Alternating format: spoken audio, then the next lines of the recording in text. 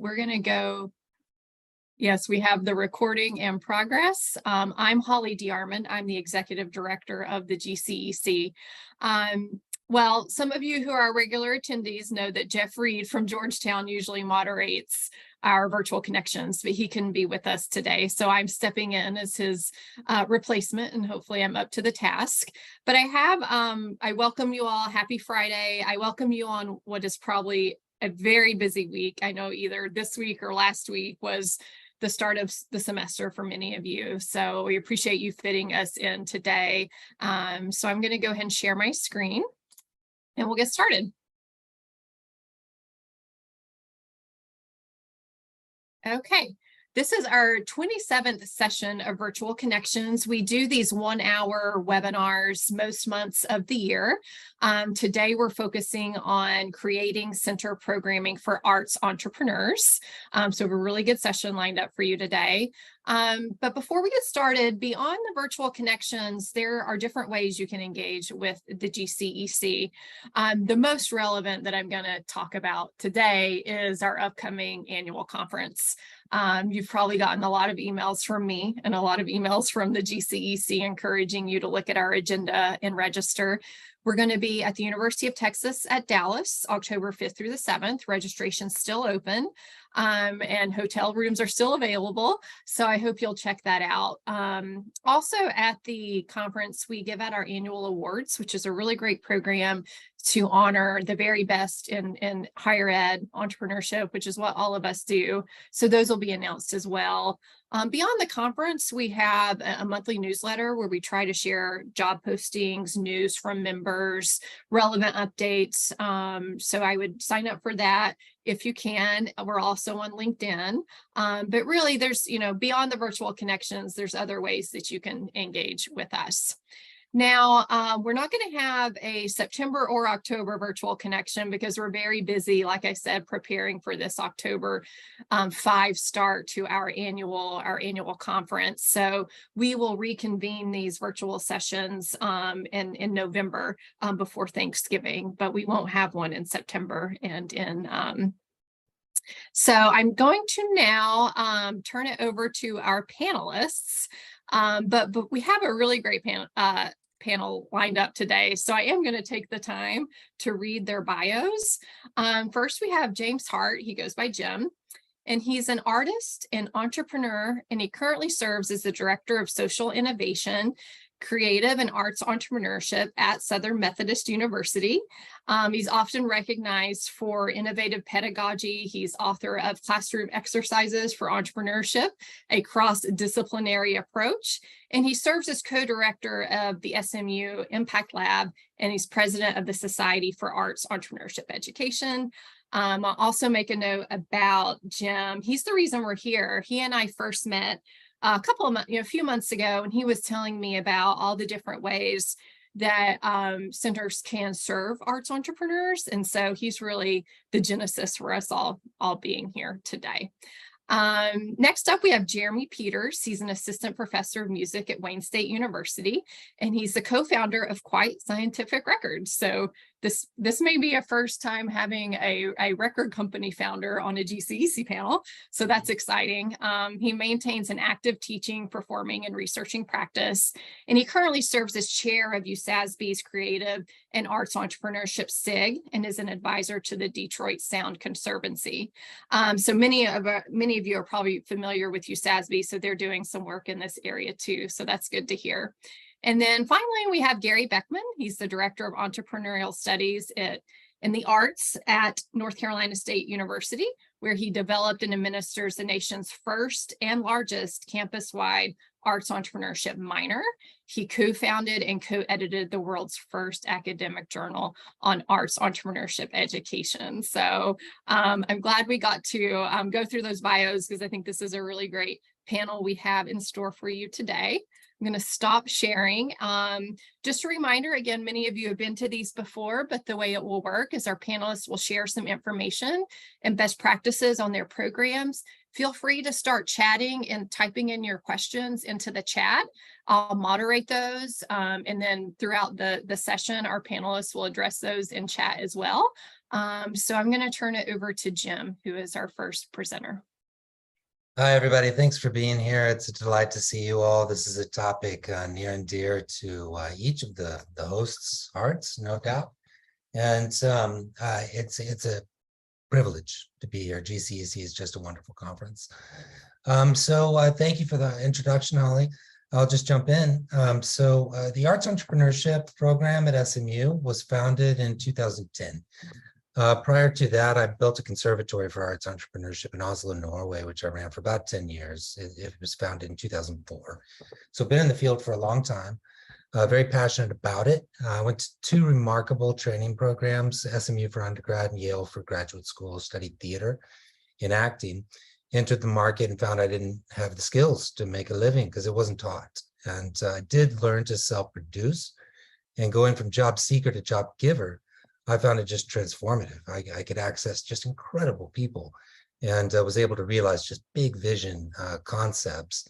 And that eventually led to an opportunity, that and other circumstances, to go to Norway and build this conservatory. And then I ended up at SMU, co-founded the Society for Arts Entrepreneurship Education. Gary did as well, one of our hosts, Gary Beckman. And I'm now, as Holly mentioned, now president of that organization. I'll share a link to the Society for Arts Entrepreneurship Education.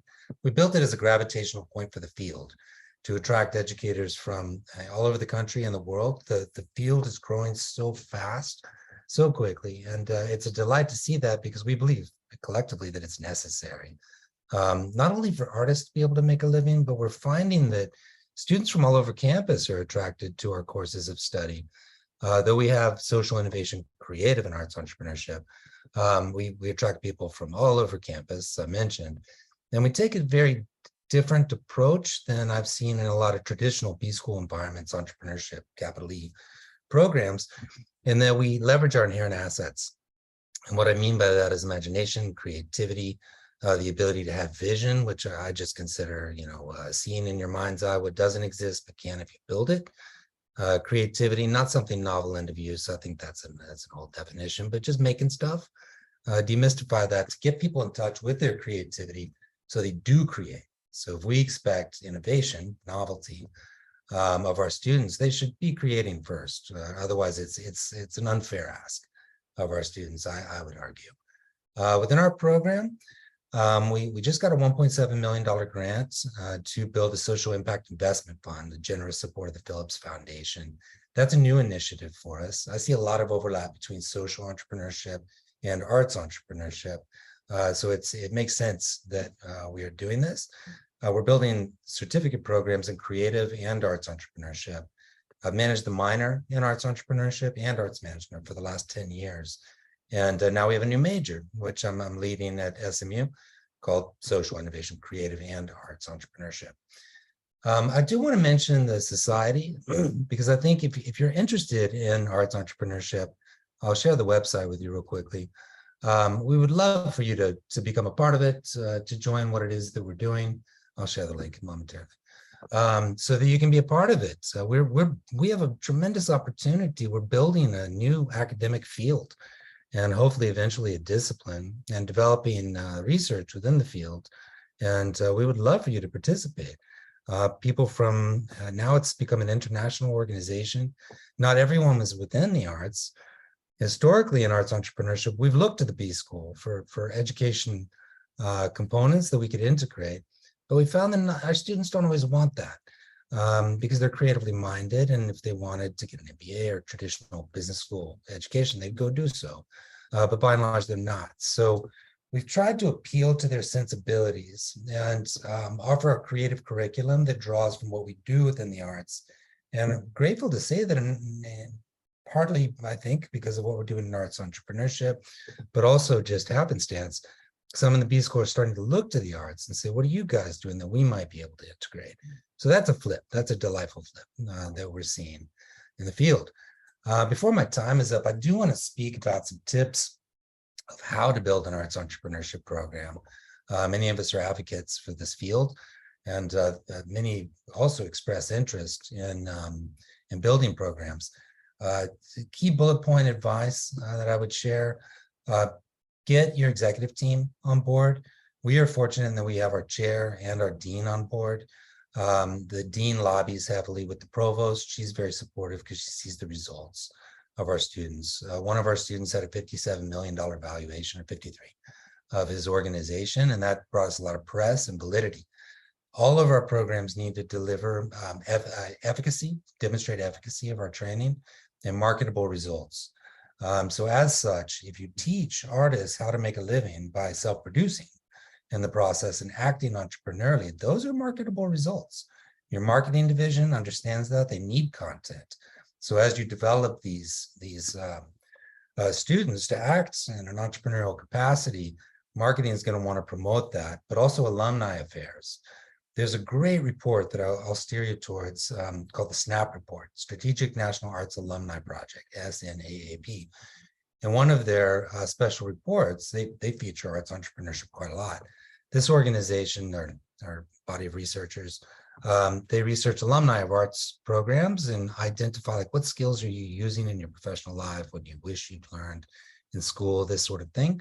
And what they've discovered is that those who act entrepreneurially within the arts increase their likelihood of making a living within the arts and maintain a career in the arts by 141%. So the proof's in the pudding. I cite that all the time, which I would recommend you do so as well if you're interested in developing this. Parents get it. A lot of parents are super scared that their youth wants to study within the arts because they worry about future employment possibilities. But they understand that we're not just teaching the arts, but the business of art and how to effectively create opportunities and make a living in doing so and scale those into future opportunities. And they champion the cause, and a lot of students develop the interest. But as you're probably also experiencing, this generation of young people, largely Generation Z, they seem to get it. And they're not as averse as other generations have been in the past, which had antiquated notions like, it's selling out. And we're not selling out, we're selling art in this context. So we're happy, the society at large. I'm happy as well. Colleagues here, I'm sure, would be very happy to speak with you if you're interested in building a program and need some counsel and what we have done respectively and how we can assist. Happy to answer any questions you have. Thank you, Jim.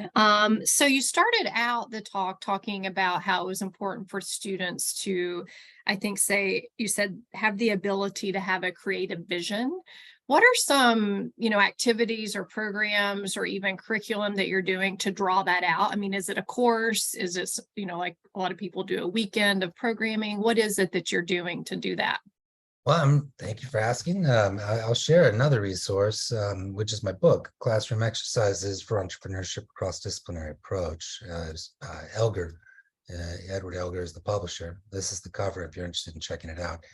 I created this book to appeal to artist sensibilities, which I mentioned earlier. Artists love to play. It's in the vernacular of what we do.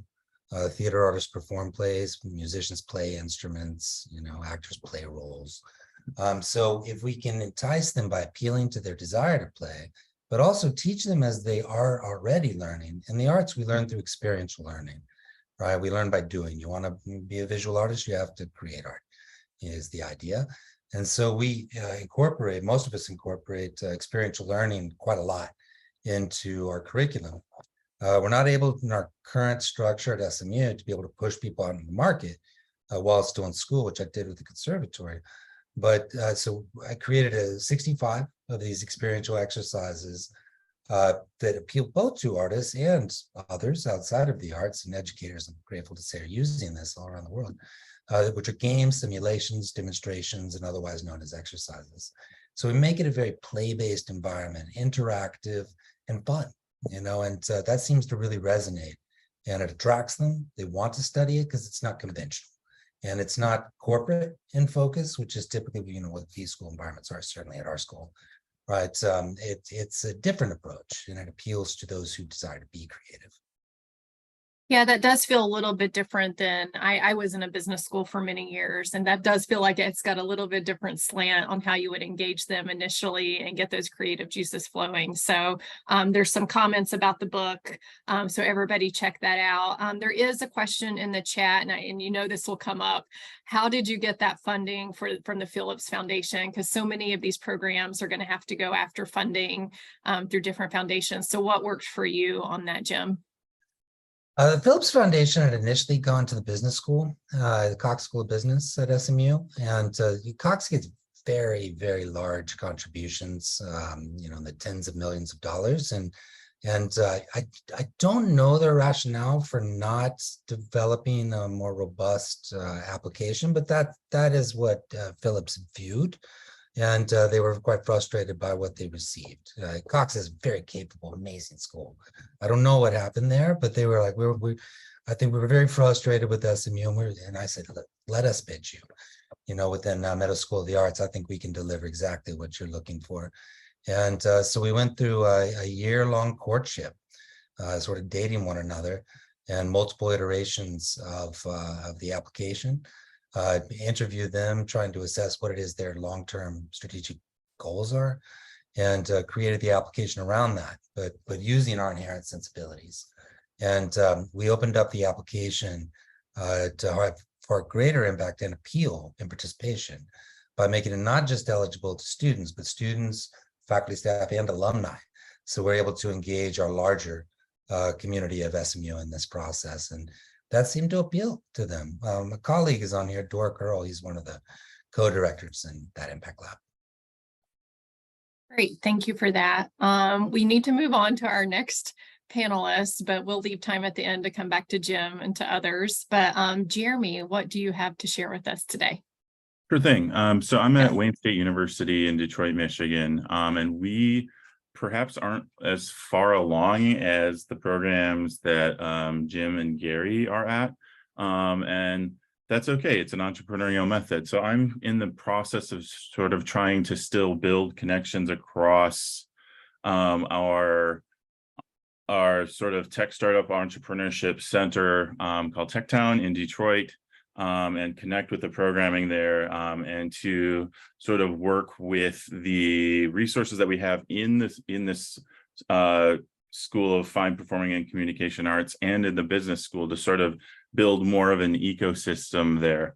I think what some of the things that we've done and that I've done at my program has been to sort of take that beachhead mentality that we all talk about as entrepreneurs and entrepreneurship educators and entrepreneurship center folks. And we don't necessarily always take that into consideration when we're trying to build support about programming, but looking for those areas of support. We had a situation previously where there are a couple of deans weren't seeing eye to eye. That situation has now changed, and we have a sort of a safer beachhead of support. Business schools, as was mentioned before, can be sometimes skeptical, or they just feel like it's an area that they're not necessarily comfortable with building out programming in, especially in those areas that don't have, clear imprint of a music technology infrastructure or large music organizations, record labels, and so on and so forth, like there are on the coasts. And sometimes the arts programs see it, if they're being a little bit more conservative, as mission creep. So we're trying to get past some of those things. I run a program within the I'll just say it's our art school because the title's really long. Within our art school, where we are teaching and building out resources within that school, building out a class that kind of riffs on a lot of the same themes that Jim was mentioning. It's very highly experiential. I am pushing students out towards funding resources and building ventures and supports throughout the for-profit entrepreneurship community inside Detroit, and trying to prepare them for those pitch competitions and for the for the accelerator programs that exist even on campus. For instance, at TechTown, one thing that really resonated with within our campus was the notion that a lot of these ventures tend to be home-based and brick and mortar programs because of the focus of our accelerator. They've got programming set up for brick and mortar businesses to help build their ventures and for home-based programs to move into brick and mortar situations. So that was a clear connection that I was able to work and talk with them about. In terms of specific programming, we've for the Center for the Business School and for us, we've invited in leaders from the area who are doing it, so that students can sort of see themselves staying in Detroit, working and doing arts entrepreneurship and thinking really broadly about what that might mean. That could be a gallery, that could be opening up a new music venue, such as like Tristophanes in Detroit, or a design brand, Detroit versus everybody, Detroit is the new black, so on and so forth, talking about those folks in a much wider sort of area, really trying to focus on those champions. And then lastly, just to sort of support Jim's mention, one of my sort of strategies has been to really try to use both emotion and data next to each other to make the argument both for the administrators, for supporters, and otherwise, using recent graduates who've felt like they haven't had that training previously to help tell that story that we need to support and build out this programming. And it has resonated. Both the deans in the business school and up and down have sort of resonated with those narratives, so that we're thinking sort of bottom up, that the students are pushing us to do these things, and top down that the faculty are also saying that this is important. And then just riffing off the SNAP data once again, the review of the SNAP data says that if artists don't figure out a way to stay within the arts somehow, and entrepreneurship is one of those clear ways where they can build out a method of doing so on their own for themselves. If they don't do that within 3 years, they tend to spin outside of the arts. And if we can sort of build the gap between, or sort of fill the gap between what they have found that they've needed out in the field and what they've reported that they've had access to previously, we can hopefully better that a little bit. Great, thank you, Jeremy. So probably nearly everyone on here does run a pitch competition and or an accelerator. And you said you had spent some time creating programming, preparing your arts entrepreneurs for those programs. How is it different than some of us who are just doing the typical pitch competition? Like, what are you doing differently to prepare them for these programs? Sure. So I'm starting off at some of it's the same. I'm starting off in the ideation phase, going through some real clear brainstorming methodologies, throwing them in the soup probably a little early, forcing them to go through and build a pitch and submit it to the University St. Thomas eFest. It just happens to be right in the middle of the semester for us, and they're probably not going to do well. They hate me for it, but I push them into it because it helps the idea gel. We work very much not in a lecture-based situation. It's nearly all either exercises, using a lot of Jim's exercises, other ones that I've built and found in the annals of USASB, for example, and workshopping ideas back and forth. So they're working inside and outside of class, doing validation, sort of testing their ideas, and then I'm helping them build that, sort of being I don't want to say the adult in the room, but that's not fair, but helping them challenge their ideas as they sort of move forward, so that they can participate in a competition like that. We haven't necessarily sorted out or found funding for a specifically arts-based competition quite yet. I'm on the search for that, but I'm also pre-tenure, so there's other things I have to do as well. But yeah, that's one of we sort of throw them in the competition gauntlet as much as possible. There's sort of a little bit of trial by fire, but with a lot of support behind them, because they too feel like they are often the odd person out, if you will, in those in many of those competitions. But there's a lot they can learn from, and I teach them that they're also different in many ways, and that can be a benefit because you're not another tech startup that's competing. Do you look for competitions that maybe have different tracks to that last point? I know some competitions have like a Main Street or small business track. It's not just tech. Are those things that people should look out for their students, or you don't really know? Yeah, I think it depends on the venture that they're coming up with. I think we have a lot of students that are digital natives, so they're leaning towards technical solutions for artistic problems sometimes. And so I try to get them to look at competitions that make sense for the specific venture that they're working on. Yeah, that seems like would be very helpful, so they don't feel like that they're the odd man out. It's always hard to hear that from students, that they didn't feel welcomed or included. And so I think all of us are interested in building out, our competitions and accelerators to have that, so that people will feel included. So that's really a useful insight.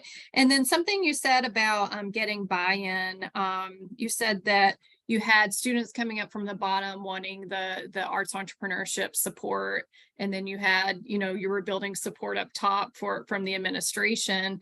That's sort of a chicken and egg thing. Like, how is, did the students come first or the administration? Can you talk a little bit more about that? Both places I've worked, the students came first. So I started out at the University of Michigan. They now have the Excel program, which is an entrepreneurship and leadership program. Students really pushed for coursework, and there was some funding that came along, which sort of made it happen both internally and externally. And that's where I started teaching and was hired because of my background being an arts entrepreneur, starting a record label, and being a grad of the University of Michigan. There always existed a music business degree at Wayne State, but there weren't arts specific entrepreneurship coursework. That has now changed, and there's a lot of duplication. I guess there's a lot of it going on in different departments, and so we're at this point right now where we're trying to look at the landscape and kind of organize what we're doing. There's been a lot, sort of a sea change of leadership, and so that's a good fertile ground to sort of maybe reorganize and rethink what we've been doing so far. Great. Thanks, Jeremy. Again, we'll come back with more questions, but I do want to turn it over to Gary to talk about his experience and programs. Thanks. I'm at NC State. I launched and designed the entrepreneurial studies in the arts program in 2011. And before that, I was at the University of South Carolina, launching the nation's first music entrepreneurship program. It's fun starting these things, I can say. What we're doing at the NC State is sort of unique, since the field, it's a new academic field. And in many respects, I mean, we don't have our version of Spinelli and Timmons. So it's sort of an academic free-for-all and a pedagogical free-for-all right now, as it should be with any, emerging academic field anyway. So what we do here is we have an arts first mentality, and that basically is we look at the art first, because it's our opinion that one entrepreneurs differently with a product that has high aesthetic content, and the market also responds differently to products with high aesthetic content. So we focus on that, and also we focus more on sustainability than new venture creation. New venture creation is easily found. It's easy to start something small, and that's what we focus on as well. We don't focus on the big things, and that tends to meet. It tends to meet the needs of our students. They don't want to necessarily start something huge. We also we focus on opportunity recognition. It's been my experience that artists really fall down on that part of it, mostly because they simply don't understand. They don't understand the worlds that you're in, and it's not their fault. I mean, it's in many respects, arts training does not really prepare you for that. So I developed the Entrepreneurial Ecologies of the Arts and wrote a textbook on it. And basically, it's a metaphor for opportunity recognition. It isn't all that difficult, but it's a really, I find it to be a really, really good pedagogical tool, and students really seem to respond to it. They understand it, and it does help them recognize opportunities. We've got a 15 credit academic minor, and we also have a pretty cool capstone project for a number of years. We definitely look at the business school, and our capstone project was basically consulting projects. So our students, did that for local arts organizations and entrepreneurs as well, which was quite fun. We're switching that over now to basically collaborating with other arts entrepreneurship programs. We don't have any arts majors on campus, which is really unusual. So that means that the program is open to absolutely every single student on campus. So we've got minors from the Business School of Communications, College of Textiles, Design, and remarkably, even the College of Agriculture, which is kind of interesting. Right now we've got just 2 faculty. We got 5 classes, 7 sections, roughly a year. I think we got 8 or 9 classes on the books. On the average, we enroll about 350 students a year. The way that we teach it is sort of, our degree plan is sort of interesting and kind of unique, I think. We've got a class that is a marketing class, in quotation marks. But at the same time, since this is an arts first program, the strategy that we're taking is that if we can help students interrogate their art product, it is easier for them to develop a communication and marketing strategy for a market that in many respects cannot interrogate the art that they consume. And that, again, is not their fault. No one's trained to. So actually, we read a lot of aesthetics. So we read philosophy in our arts marketing class, which actually works really, really well. Before we did that, the marketing strategies at the end of the year or at the end of the semester were somewhat basic. And now they're far more innovative and far more creative. We also have what would look like your standard business plan class. We use feasibility studies because the students are coming from across campus, and asking them to do a 1, 3, and 5 year projection of any merit is sort of unfair. So we do feasibility studies and keep those projections for simply for startup and first year. And that works out really well. That's where the entrepreneurial ecologies of the arts come in. And again, I'll say that, the feasibility studies, I think, are when the students leverage the ecologies well, are really creative. And they work and they're viable. So I'm very happy about that. We also have an arts economies class. Money can move differently in the arts, especially if you're talking about nonprofits and all of that. The way that money gets spent with regards to consumers and the arts, and the economic decisions that consumers make with the arts is different. It's for a different reason. And we also have an advice elective as well. What I will say about the program is that the students love it. We're really, really lucky in that our minor is genuinely a community. Students want to be a part of this more than you can possibly imagine. In many respects, it's because, and I'm not throwing shade at anybody when I say this. In many respects, somebody is finally listening to what it is that they want to do in their lives. To be perfectly honest with you, and all of a sudden, there's a group of people, a group of students, their colleagues, who have had the same experience. So in many respects, the students are seeing the program and getting validation not only from yours truly and the program itself, but also from their peers. And that provides an awful lot of, I guess the best way to say it is impetus to move forward. And we're really lucky. We don't focus on the large things. We focus on smaller businesses. Businesses that students can create and gain confidence with. And to sustain that, to sustain those businesses, even though they may be small, even though, the net profit for the year may be 10 grand, that's sort of irrelevant. At some level, the emotional support is really crucial for students. So that's what we try to focus on. You touched on something I know so many of us are trying to create on our campuses, and that's the idea of community.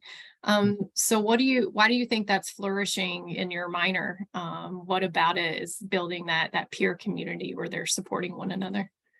I think it's multifaceted. We support our students like crazy.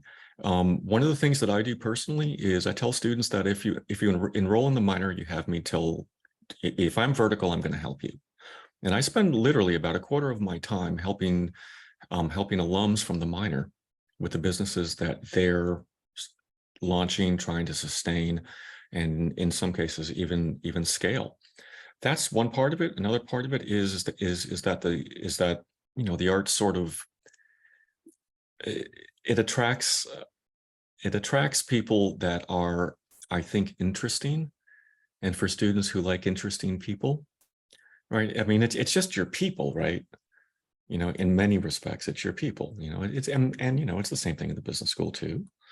So I think what we're doing is we're responding, we're recognizing and responding to student culture, and the student culture changes, from semester to semester in every classroom, and in the minors as well. Sometimes you have more musicians, sometimes you have more theater folks, sometimes you have more 2D art folks, and responding to them and trying to tailor your classes and everything else that you're doing for the majority of those interests, I think, are recognized by the students. And when you were, well, first off, is your minor for upperclassmen, and is it 1 or 2 years? It's like I said, it's 15 credits. You can do it. Okay. Yeah, I mean, if you're good, you can do it in 3 semesters, but it's designed for 4. Mm-hmm. And we always like at GCEC to share best practices. So operationally, getting the minor off the ground, what were some things that you did that worked well? I could not have gotten the minor off the ground if it wasn't for my boss, and that was my former chair in the music department. We got from beginning to end was 45 days, and we had 4 students signed up for the minor before it even launched. Wow. So the support of my department head was crucial in many respects. I mean, just like any administrator would do, they worked behind the scenes a little bit, and he gave me enough rope to not hang myself, because I didn't, which was remarkable for once. He gave me enough rope to design something and that could be communicated well to those who needed to understand what the program was. The business school was indeed suspicious, as they should be, and I really enjoyed working with the folks in the business school. I mean, I had some experience anyway at South Carolina. But we developed a trusting relationship, even though, like I said, they were suspicious, and that's okay. But we had great conversations, and they're good folks. So So it sounds like collaborate. You've all kind of touched on that, but maybe I'll go back to Jim and Jeremy on that one. Do you, as these folks are thinking about launching something in arts entrepreneurship, is collaborating with the business school something they should think about, or, you know, should they go off on their own? Like, what are your thoughts on that? We can start with Jim. Yeah. Yes, they should absolutely collaborate. I really like that our program is cross-disciplinary. A lot of creatives are scared of numbers, even though we're really mostly talking about adding and subtracting, just they freak out with the idea of it. But we've got finance students and accounting students in the classroom, so it creates happy collisions, you know, of skill sets. And if you help them to identify and articulate what those skills are, their strengths and weaknesses, if you will, they can find individuals who make up for their, I don't want to call it deficiency, but skills that are less strong with their strengths. And so as a team, they can accomplish very much. And I always tell students, don't be afraid of doing something because you don't know how to do it. You know, you either assume the learning curve or ideally find others who do. And so, yes, they should collaborate with others on campus. And you know, also, if you want to create an app, you're going to need a coder. So, you know, if you've got a computer science program, you know, if that's into engineering, perhaps you should be reaching out across campus for sure. Jeremy, your thoughts on that? Yeah, I completely agree. I mean, that was my first phone call when I landed on campus, was to when I got the job at Wayne State, was, well, actually it was an email, was to the director of the entrepreneurship certificate program at Wayne, who's in charge of the entrepreneurship programs and was for a very long time. And sat down with a meeting with him. Turns out he has a background in the arts. He was the general manager of the public radio station that was connected to Wayne State for a very long time. So we had a pretty good conversation. He got me very involved into got me sort of in all the inner circles very quickly. That's sort of what I think I was kind of riffing on with the beachhead mentality. There are going to be supporters in the departments you want to work with, in the schools that you want to partner with, and thinking sort of organically through that, who might be the people that you can work with, you know, what are the nearby areas that might champion your work. And it might not be always the business school, or it could just be a department in the business school. If you have folks working on urban planning and community development, economic development is a part of that. Building an arts community, arts policy is part of that conversation, and building an entrepreneurial mindset in that economic development. You have a fashion design program or industrial design programs, things that you wouldn't necessarily think of immediately as connecting to entrepreneurship. But those people are building and designing for the market, thinking about the market, and using the arts to do so, often using design thinking, which is a method that we often use in the classroom. And so those connections can help, especially when the business school decides it wants to teach creativity or design thinking. And it's like, oh, wait, you know, all those people, we can have a connection there. And so, yeah, it's trying to search out those early adopters, I guess. Yeah, I think economic development is resonating with so many deans and presidents right now. So I think if you can make that tie, it's probably helpful. Jeremy, you already said that, you know, emailing a collaborator was one of the first steps you took, but I'd like all three of you just to tell the audience, if someone's on here and they want to take a first step to serving arts entrepreneurship students, what would you recommend the first step be? And I can start with Gary, since we started with Jim last time. Oh, you're muted. Thank you. Sorry about that. I think it depends on the university. All universities are different. And there's speed bumps in some places and speed bumps occur in other places. I would have to say you need an advocate behind the scenes.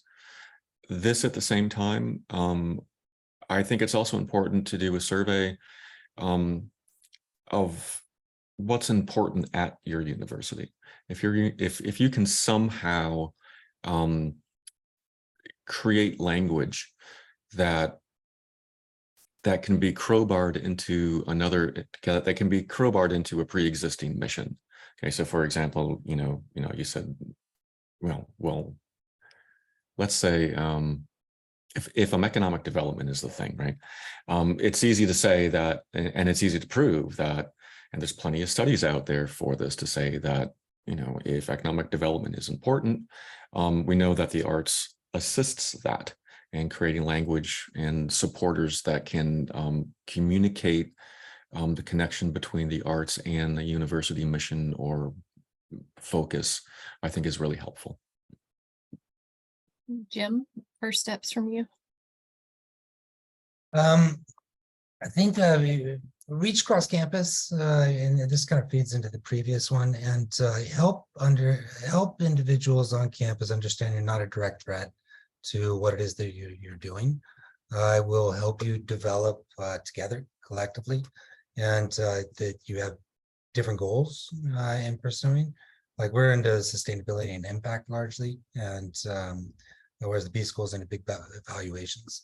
And I think that if you find a seat at the table for everyone collectively, you develop the larger ecosystem, and collectively you can have greater impact, leading to rankings and that sort of thing. Hope that directly addressed it. What about, we already talked about chicken and egg, but what about the schools who are trying to determine if there is a student demand for this? Are there any ideas on what they could do to see if they, it's even worth them to pursue? Any ideas on that? I've got one. Yeah.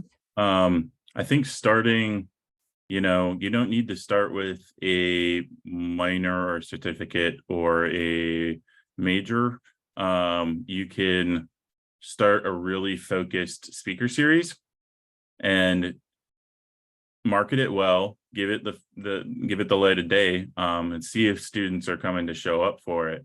That gives you also a target market then that you can perhaps do other surveys on to see if they would be interested in further coursework and going sort of that way. Because there are people in your community who could possibly be partners to do that. I'm seeing something in the chat. What kind of speakers would you recommend to start with?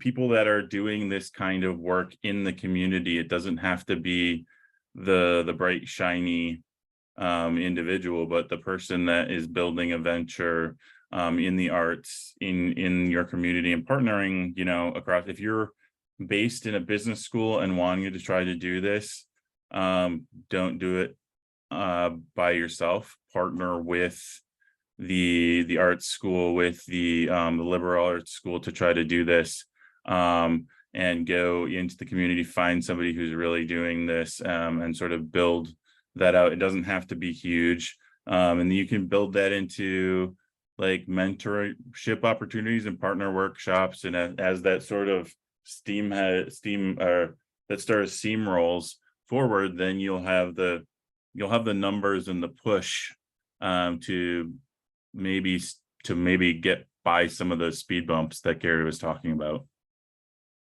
And if I could add one more thing, I think that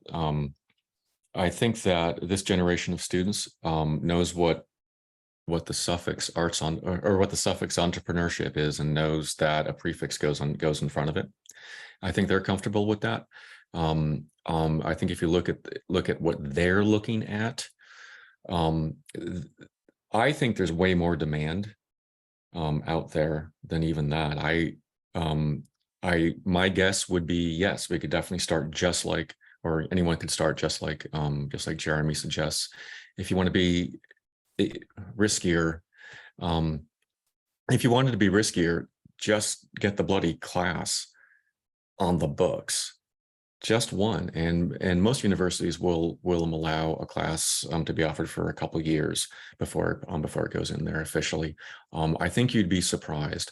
There's probably a lot of hidden demand that we're not recognizing, both outside of the business school but also inside of the business school. For a really, really long time, If you wanted to be an arts entrepreneur, you got a business degree. And that was great for that part of it. But still at the same time, what students were finding was that all their time was being spent on B school stuff, which is fine. And it was their art that was suffering. So that was, talk about a chicken and egg sort of thing, right?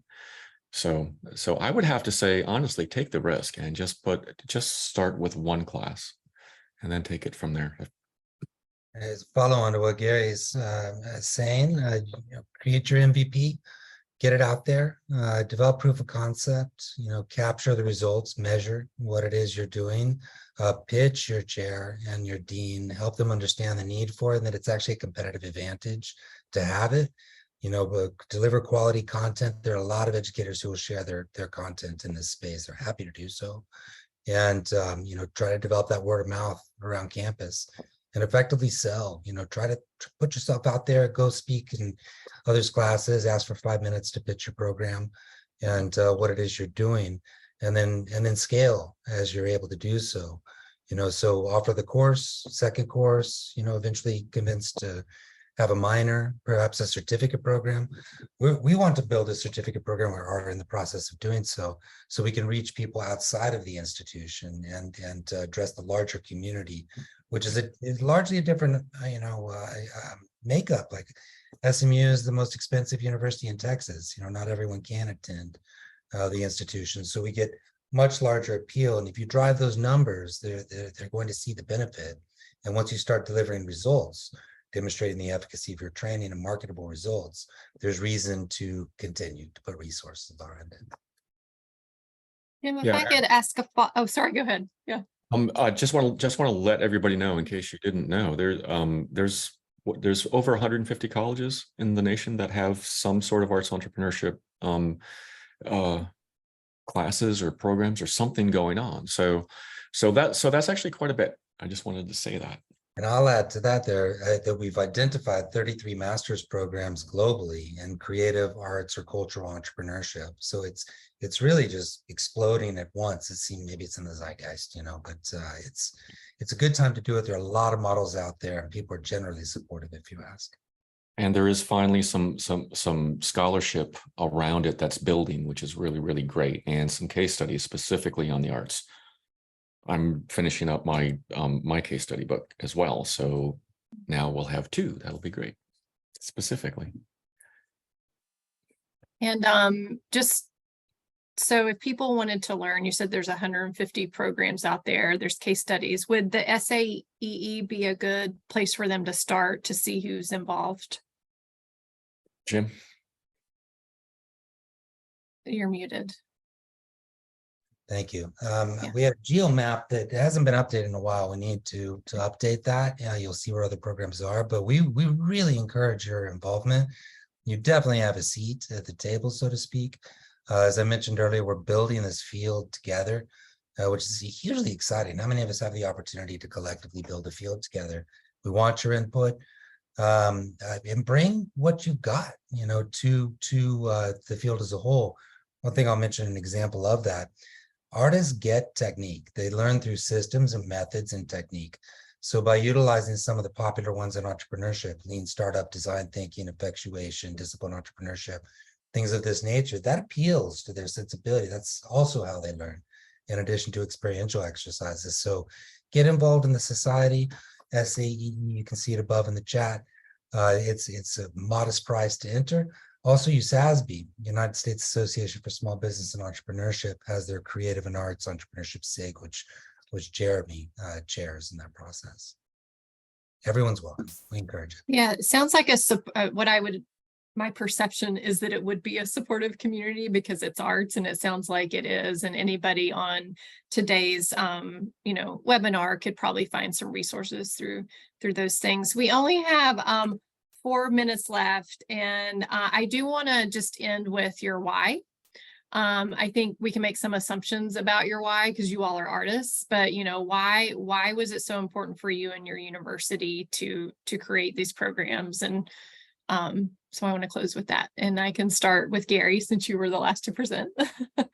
I think it's Well, I think it's because of arts training. Arts training is still a very 19th century thing, and at some level, it's changing finally.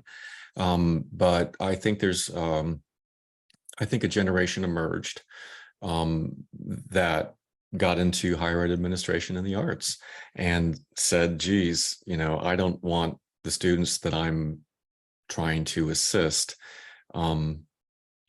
have the same kind of educational outcome that most of the people that I went to school with had, which is you learn to play your instrument really, really well, wonderfully, and next thing you know, you're waiting tables. Yeah. Okay. Jeremy, your why. What's your why? My why is because I think the same thing that we've been teaching in terms of getting the aesthetic work to a very, very fine point works exactly the same for getting career outcomes to a fine point, and that's practice. Practice, practice, practice, practice, practice, practice, practice. The more we can have students practice working with audiences, building audiences, learning what their market is, how to market their own specific vision and their aesthetic vision. And the more we can get them doing that from day one in their university experience, or even better when they're before they even get to us at the university, that's the why for me, is that we need to have them practicing just as much as we have them practicing on their instrument or their artwork or their creative writing or their playwriting, and then the other arts fields. And we need a new standard in arts education. The prior longstanding standard is all arts technique, no real business skills. And that contributes to the starving artist stereotype. Our students are coming to make a living within whatever field or whatever medium they're in. And I personally believe, and I think many others do, that arts entrepreneurship may be the best method to get them there, right? To not just relying on others for all of their professional opportunities, but they're creating them. And in doing so, they always have opportunities. I love that. I love that. I'm married to a musician, a full-time musician. I love that, you're saying you don't believe in the starving artist mentality anymore, because it's hard to keep that going when you get in your 40s. So I love that there's all this content out there for this new generation. It's so important to their future. So we have reached the end of our time. I have to thank Jeremy, Jim, and Gary for providing such great content, all kinds of links in the chat. Everyone, we'll post this to our website, so the video will go up next week. So you can view it. You can always reach out to the GCEC with follow-up questions. I'm sure Jim, Jeremy, Gary are all happy to connect with you on LinkedIn.